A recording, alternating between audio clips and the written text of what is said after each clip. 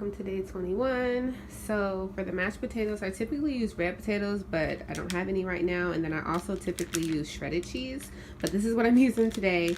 So potato and then cheese. I'm just gonna cut this up, and then butter and sour cream. And then I don't have any fresh garlic or minced garlic, so I'm just gonna use garlic salt and this roasted garlic and herb seasoning, and that'll be the mashed potatoes. And then for the salmon cakes, hold on, let me get the can. I like to use this can of salmon from Trader Joe's. You can of course use fresh salmon if you prefer that.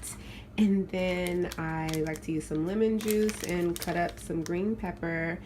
I put in an egg and breadcrumbs and Worcestershire, I always say it wrong, this type of, if it's gonna be blurry, this type of sauce, and then some different seasonings. I'm trying this hot, I got this hot seasoning, this hot Old Bay seasoning from the grocery store. I don't know why it's not in focus, but I got that and it's really good. I tried it on some shrimp last night, so I'll be trying it on that. And then the lemon pepper seasoning, and then regular pepper. And anyway, I'm gonna coat it in this fish fry flour and fry that up, and that'll be lovely. And then I'm just gonna steam some green beans and add seasonings to that. So I will show you when it's done, or the process, or I'll show you guys along the way, or when it's done, or the plate. We'll see. I took the salmon out of the can, and I have some of the juice reserved just in case I need some at the end if it's too dry. And then I scrambled one egg, and I cut up some pepper, and then I put this flour in there to coat it at the end. And then now I'm gonna, mash all this up and mix it all together, add all the seasonings, add all of that, and then coat it, and then fry it. So I'll show you all some. Okay, I like to take a fork.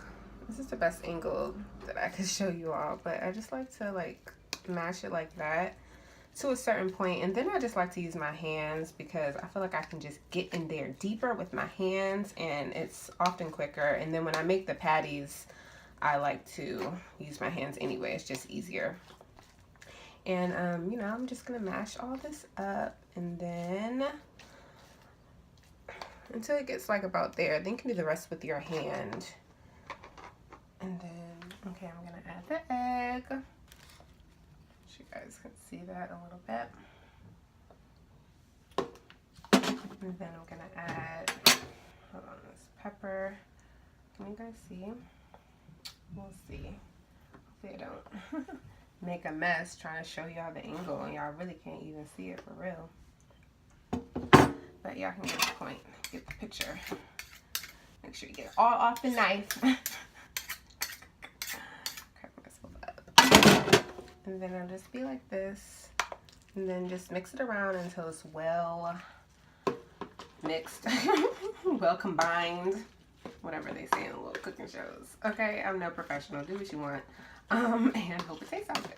Turns out good. And then just add all the seasoning. I do everything by eye, just by looking, but there's plenty of recipes on Google or whatever if you guys need exact measurements.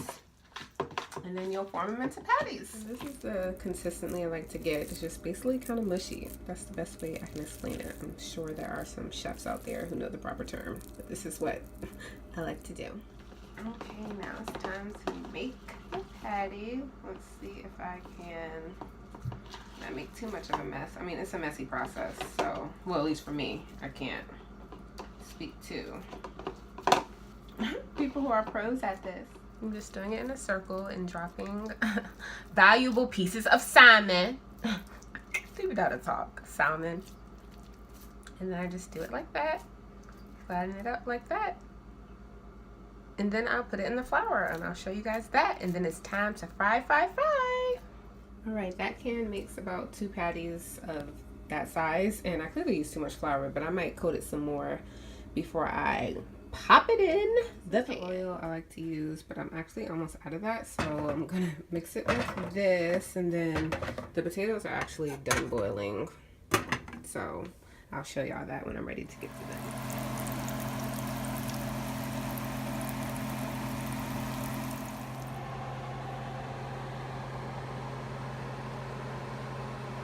Steam the green beans in this rice cooker. It's a rice cooker, but it doubles as a steamer. You just put water in that part and then add this in, and put the green beans or whatever food you want to steam and then put the top on. It's really cool. If you want to just do the rice, or if you wanted to just do rice, you wouldn't use this part. You would just use that, put the rice in it, and then put the cover. But anyway, it's pretty cool. I actually haven't used it for rice in a very long time. I've only been using it to steam vegetables and shrimp to cook.